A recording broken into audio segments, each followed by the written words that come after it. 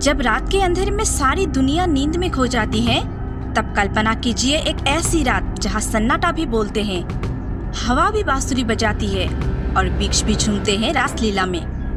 ये कोई सपना नहीं, ये निधिवन है, वृंदावन की गोदी में बसा एक ऐसा स्थान जहाँ समय रुक जाता है, तर्क हार मान लेते हैं और जहाँ आज भी श्री कृष्ण आते हैं। निधिवन जहाँ ना कैमरे चलते हैं ना इंसान रुक सकते हैं, और फिर भी रात होते ही वहाँ कोई होता है, कोई दिव्य, कोई अलौकिक। आज हम आपको ले चलेंगे उस रहस्य के पीछे, उस भक्ति और चमत्कार के संसार में जहाँ हर कर्ण में कृष्ण है। तो आइए शुरू करते हैं ये अलौकिक यात्रा निधिवन की ओर। वीडियो शुरू करने से पहले अगर आप भी श्री कृष्ण की लीलाओं में विश्वास रखते हैं तो इस चैनल को सब्सक्राइब जरूर करें, ताकि हम ऐसे चमत्कारी रहस्य को आपके साथ बांट सके। वृंदावन उत्तर प्रदेश का एक पावन नगर, जहाँ हर गली, हर वृक्ष, हर कण श्री कृष्ण की लीलाओं से जुड़ा है। और इन सब के बीच सबसे रहस्यमय स्थान है निधिवन।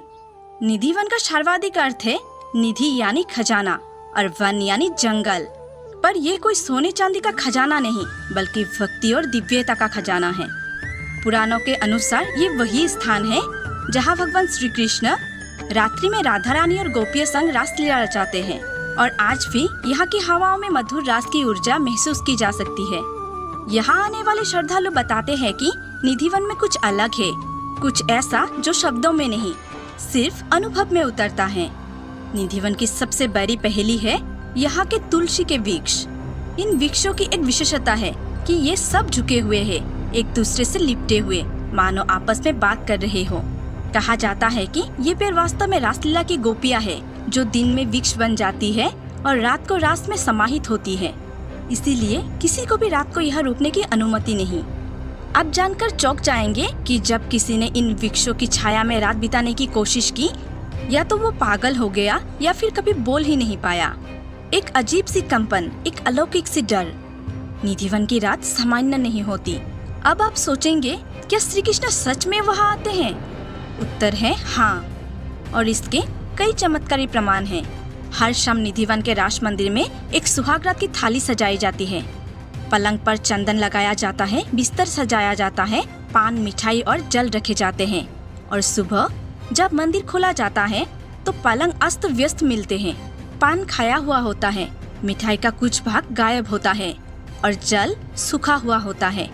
ये कोई कहानी नहीं, ये हर दिन वहाँ के पुजारी और सेवक महसूस करते हैं। कई बार वहाँ सीसीटीवी कैमरे लगाए गए, लेकिन हर बार रात में वो अपने आप बंद हो जाते हैं। देश विदेश से आने वाले भक्त बताते हैं कि उन्होंने रात में वहाँ बांसुरी की आवाज सुनी है, या वृक्षों के बीच कोई हल्का प्रकाश देखा है, कोई छाया जो हवा से तेज चलती है।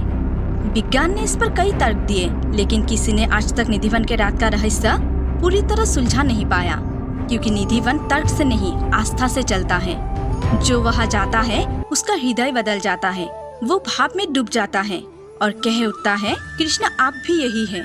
निधिवन के अपने कुछ नियम हैं, जैसे कि सूर्यास्त के बाद वहाँ कोई नहीं रुक सकता, मंदिर के पट बंद हो जाते हैं, बंदरों को वहाँ से हटा दिया जाता है, कोई कैमरा नहीं लगाया जाता, और कोई कोशिश न की जाए इन नियमों को तोड़ने की, इसकी विशेष ध्यान रखी जाती है। कहा जाता है कि जो इस मर्यादा को तोड़ता है वो कृष्ण की कृपा नहीं, उनकी नाराजगी प्राप्त करता है।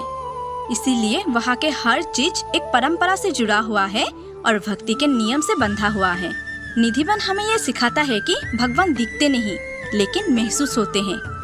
उनकी उपस्थिति किसी भी मूर्ति में नहीं, हमारे विश्वास में है। श्री कृष्ण आज भी आते हैं, राधा के संग रास रचाते हैं, और वो हर उस हृदय में बसते हैं जो प्रेम और श्रद्धा से उन्हें पुकारते हैं। तो अगली बार जब आप वृंदावन जाए तो निधिवन के बाहर खड़े होकर आंखें बंद करें। हो सकता है आपको कान्हा की बांसुरी सुनाई दे, और अगर वो नहीं भी हो तो उनके प्रेम की ऊर्जा जरूर महसूस होगी, क्योंकि श्री कृष्ण कहीं बाहर नहीं, वो तो बस श्रद्धा में बसते हैं।